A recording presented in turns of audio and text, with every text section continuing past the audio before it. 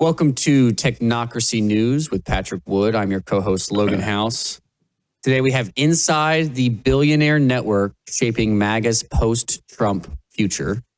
Then if we have time, we will get to universal basic income, making slavery great again, and Dubai, the ugly life under technocracy.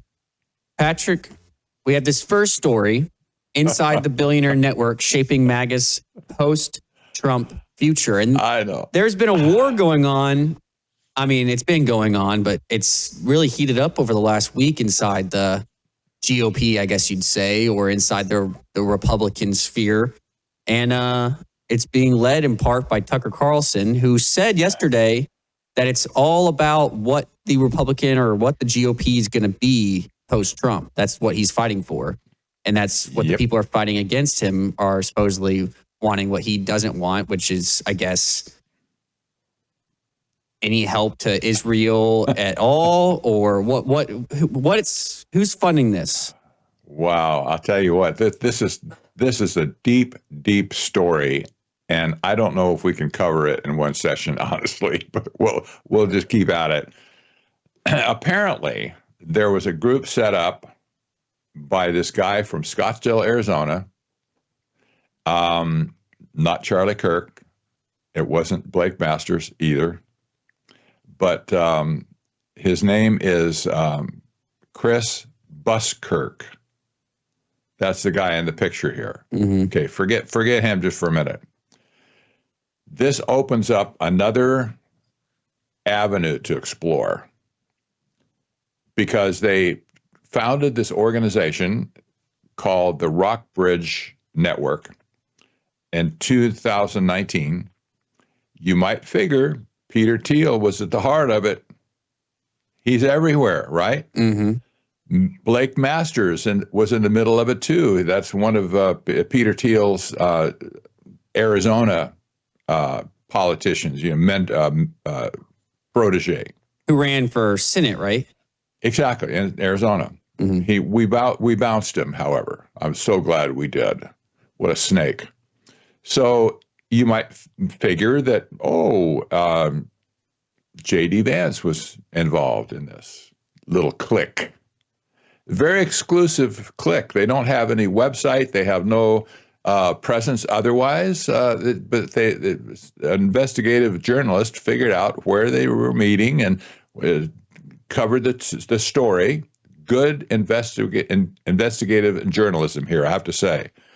So all of a sudden, this rat's nest is discovered, and this is filling in some points that I missed in our book that we're going to talk about in a minute as well.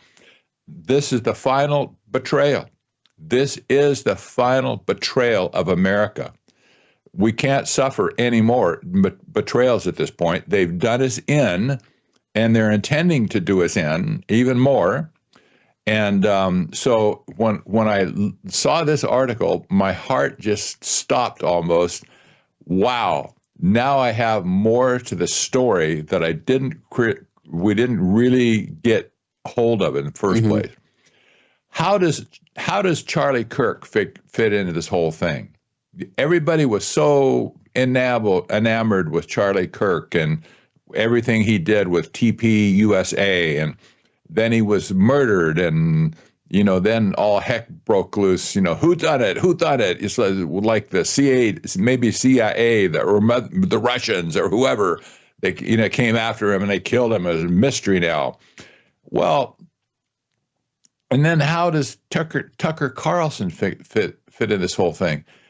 Apparently, they were all together in this meeting in 2019, and they were plotting the post-Trump legacy, or what would happen after Trump's presidency. Mm-hmm. And you almost figure, well, why? I just remember back this odd statement that came out of J.D. Vance's mouth. It was over a year ago.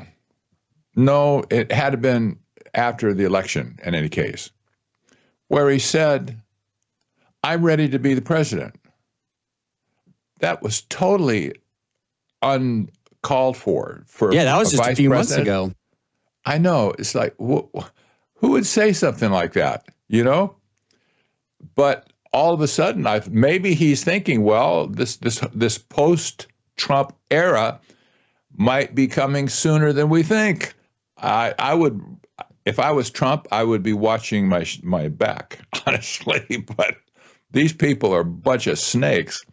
And then we see Don Jr. joining this group as well. Really? Yes. This is. And then you have this guy, his teamed up with Buskirk, Omid Malik. Malik, I think his name is. Malik. That's the guy that backed Tucker Carlson. Yeah, I was about to say, yeah. That's Carlson's funder, basically, correct? Or partner. Exactly. So all of a sudden you see these people together, and somebody suggested to me a couple of weeks ago, after Kirk was killed, that there was a tie between Kirk and Peter Thiel going back to his college days. And indeed, I found a trace where he applied for a scholarship, a grant, if you will, from Peter Thiel. He had a program going on that wanted to recruit college dropouts, basically, and he gave them $100,000 if they succeeded to get the grant. I think it was called 20 under 20, so something like that. But 20 people under 20 years old. Uh-huh. That was Charlie Kirk. He applied to that. He didn't get it, however. He came up. He said he was by his own testimony. He said it. Well, I was a runner-up or something like that. But he didn't get it. So I said, okay, case closed. No big deal. Now we see Charlie Kirk coming into this picture with this organization in 2019, and all of a sudden we see Charlie Kirk being an investor, one of the seed investors into Buskirk's venture capital company, which is 1789 Capital. Exactly. So here's Peter Thiel lining up with Buskirk to start this new venture capital company. And Omid Malik, right? Who's a Muslim. That's right. So a little cozy here. All of a sudden, well, that means that there was an ongoing relationship between Charlie Kirk and Peter Thiel. That's so obvious now, you can't escape it. What was he doing talking to all these people? Peter Thiel, Buskirk, Malik, even Don Jr., I suppose. But J.D. Vance was one of the early attenders, if you will, of the meeting. He certainly was brought in by Thiel in the first place. But that's where that was kind of the introduction to J.D. Vance for all these people. So what were they conspiring? Here's the question. What were they talking about in that first meeting? They're still meetings, by the way, even now. But so what were they discussing? Nobody knows. Nothing public has been,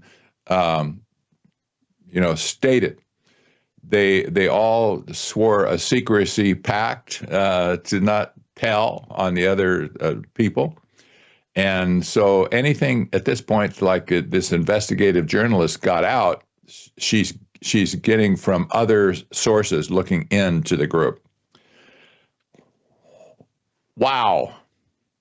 What was going on with Charlie Kirk, especially because now we know that the devil has set a very clever trap with the whole TPUSA movement, I believe, to draw Christians, evangelical Christians, away from their position to be sucked into the political sphere and to abandon their eschatological position that, number one, Israel is God's chosen people, and number two, that there is no rapture of the church, And at least there might be in some time in the future, maybe in 1,000 years, but not right now, as they now are taking on the mission of reclaiming the whole world for Christ.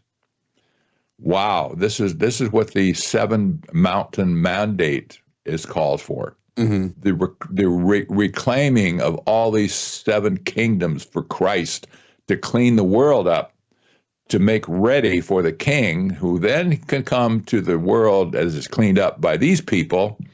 What a trip!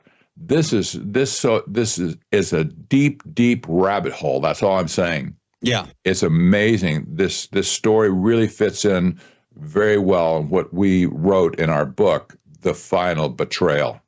And it really is. And it fits with what Tucker's been saying recently, as I said earlier, about how he's fighting for what the GOP will look like after Trump. I think they're really trying to push to take over maybe this group, maybe some others. But I think Thiel, along with some of these billionaires in these groups, are pushing to take over the GOP once Trump's gone. I think they've already done it, honestly. But if Peter Thiel is at the head of this snake, if you will, and he has all the power of Palantir at his disposal, there will be no election at all, because this system is so powerful, it can maneuver anybody into any position that they choose to do. So if they get a hold of this machine, and they can sway public opinion in their favor, they'll do it. You know they're going to do it. This is the whole point. This is the whole purpose of Peter Thiel being in this mix in the first place. Mm-hmm. Let's pick it up after the break. Yep, we got to go to a short break. We'll be back here in just a moment. Hello, I'm Brandon House. I want to thank you for all your support at wvwfoundation.com that helps make possible pushing out 24/7 content for free. Without your support, we'd have to put it all behind a paywall. But thanks to you and your support through our foundation, we're able to push it out for free as a broadcast service and broadcast ministry of WVW Foundation. Please consider going there and setting up an automatic monthly contribution, or go there and make an occasional contribution. If you prefer to support us through the mail, you'll find our mailing address there at wvwfoundation.com. You can also call and make your contribution over the phone by calling 901-825-0652. That's 901-825-0652. Again, all these details are available at wvwfoundation.com. Thank you for your support as we try to help people around the world understand the times through the lens of a Christian worldview. All right, welcome back from the break. We left off talking about Chris Buskirk. Buskirk. And he started 1789 Capital, which is a venture capital fund. And he was working with Omid Malik on this 1789 Capital, who is also the funder of Tucker Carlson. And I guess Charlie Kirk was one of the seed investors in this 1789 Capital. And This journalist has also found out that they were having meetings in 2019 discussing the GOP after Trump is gone and what it's going to look like. Exactly. This is the post-Trump future that you mentioned earlier in our interview today, right? That you see this now separately. What's going to come after Trump? Well, I never said it's about politics per se, but this story is near term for me, because it's especially because we're publishing our book today, the Final Betrayal. So these people were all involved along the way, and we have to remember, oh boy, especially what happened with Charlie Kirk. This has drawn the whole evangelical church into disarray. What happened to Charlie Kirk? Was he a genuine guy? Was he trying to help America? Or was he in the inside all along with these sharks? Peter Thiel especially. We see now more than one touch of Peter Thiel into Charlie Kirk's life. First, he was involved he ran or applied for a scholarship, a grant that Peter Thiel would have given him before he was 20 years old. He called that 20 over 20 under 20. 20 under 20, right? It had to be under 20 people got this grant. They all had to be under 20 years old, and that was Charlie Kirk at that time. But his involvement didn't stop there. We could have left it there, honestly. Just, okay, so he applied, nothing happened, no friendship ensued, no other dealings. But now we see all along, Charlie Kirk was on the inside of the clique, if you will, with his involvement, especially with this investment capital company, 1789. Mm-hmm. This is Peter Thiel's specialty, by the way. This is how he founded his whole life, was based on venture capital, right? How many companies has he started? Venture capital companies all over the place. You see them all over the place. This was just one. So he was a guy that clearly put Buskirk up to this. At least he was standing close to him at the time and probably gave him some advice on how to set it up. And there's Charlie Kirk. Oh, that's a great idea. I'll put up some money on this. Where would the money come from at this point? Who knows? I mean, Charlie Kirk had his own sense of revenue, for instance, from like royalties, and he had a deal from a couple of networks along the way, and he got salary from TP USA, maybe a nice one too, but that doesn't necessarily make you a multimillionaire. So, however, his involvement with 1789 capital, that's another story, right? You're putting your life savings in an organization that obviously you believe in.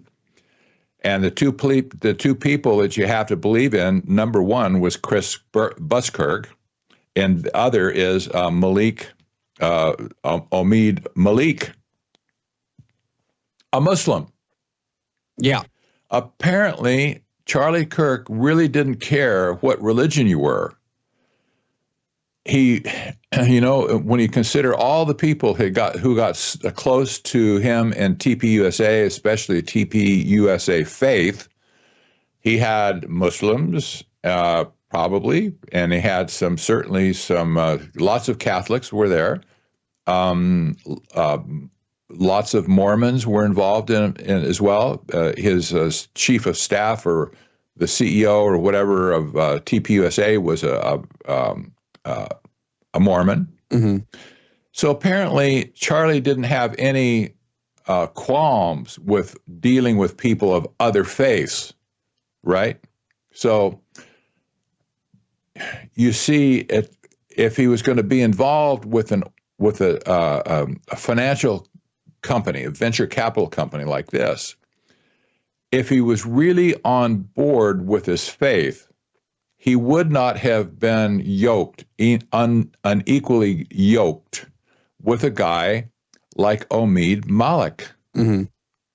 That would be crazy. A Muslim, well, especially with managing your money, especially with how he talked out against Islam. Yes. I mean, it's not like he was out there talking about we need a kumbaya and get together with Muslims and Islam. He was fighting against Islam. But then he's working with a Muslim venture capital firm. I mean, and not just him, but he's one of the founders. I know. But what's interesting is in the article, it says a small group of right-wing donors rented a resort outside the 100-person town of Rockbridge, Ohio. And it was convened by Peter Thiel and J.D. Vance, then a investor who had written a best-selling memoir. So J.D. Vance was not a senator yet, correct? Didn't J.D. Vance become a senator? That's right. Okay. That's right. He wasn't a senator yet. He was just an investor. Yep. That's right. And they brought in Tucker Carlson, who was then on Fox News, and some economists, and Chris Buzzkirk.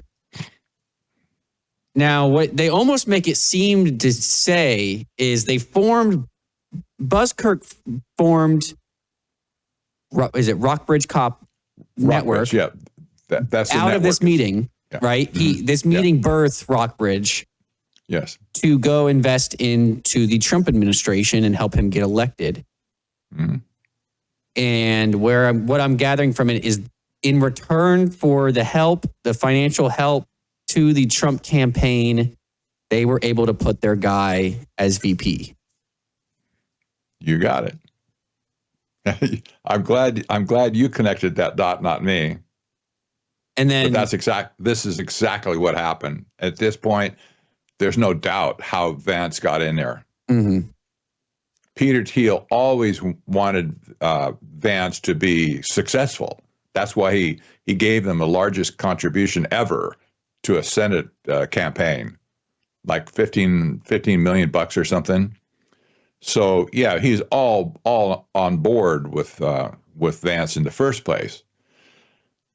But you can see at this point, oh my gosh, how the skids were greased for Vance to come in first to the Senate, then as VP. If only they could control Trump to get on board with their program. And apparently that happened when this group, the Rockbridge group, was graced by the presence of Don Jr. Yeah, not Trump himself, right? Yeah. They have, it says here, Buzzkirk's ties to Trump orbit go beyond Rockbridge and 1789 Capital, the venture capital firm he co-founded with investor Omid Malik.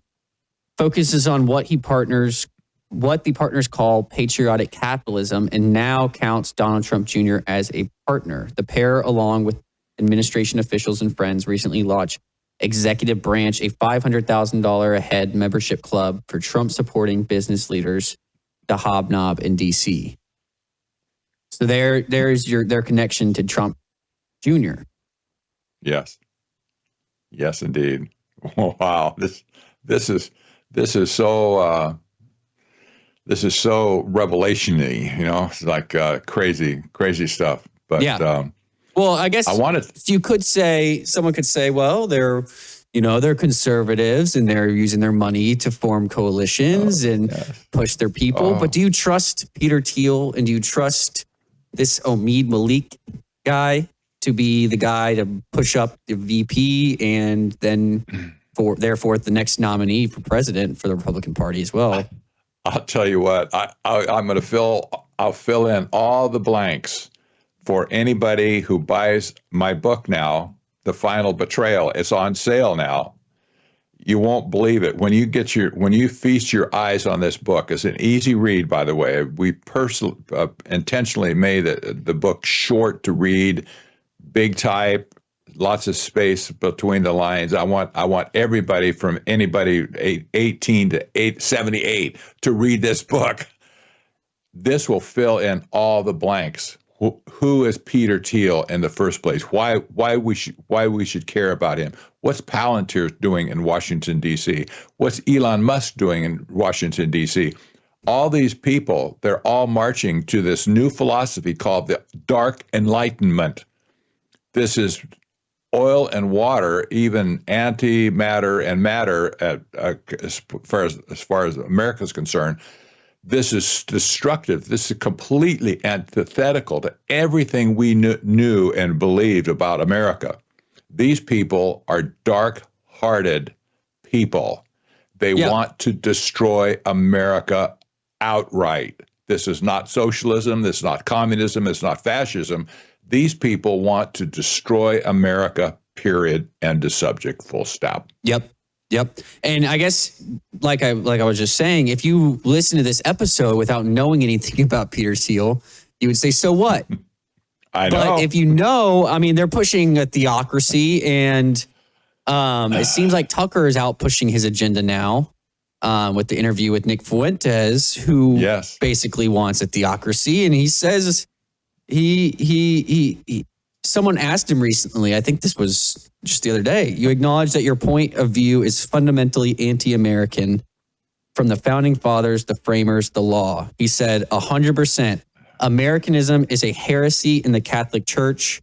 You would know that if you knew anything. Wow. Hey, you think we were going to be talking about this next show on Thursday? I'll tell you what, man, we haven't covered all the material there is to cover right now. Yeah. But I want to encourage people, get the book now. Get it from Amazon, get it from Books Buy, get it from Technocracy News, get a copy of it. There's a Kindle as well if you want to just read it electronically, do it. Get in the know now and figure out how to stump these people. We need to grind these people into dust at some point, into the dustbin of history, so to speak. But in any case, we're not going to see the end of this. Yeah. Yep. Well, we'll be back on Thursday with the new episode. Till then, God take bless. care.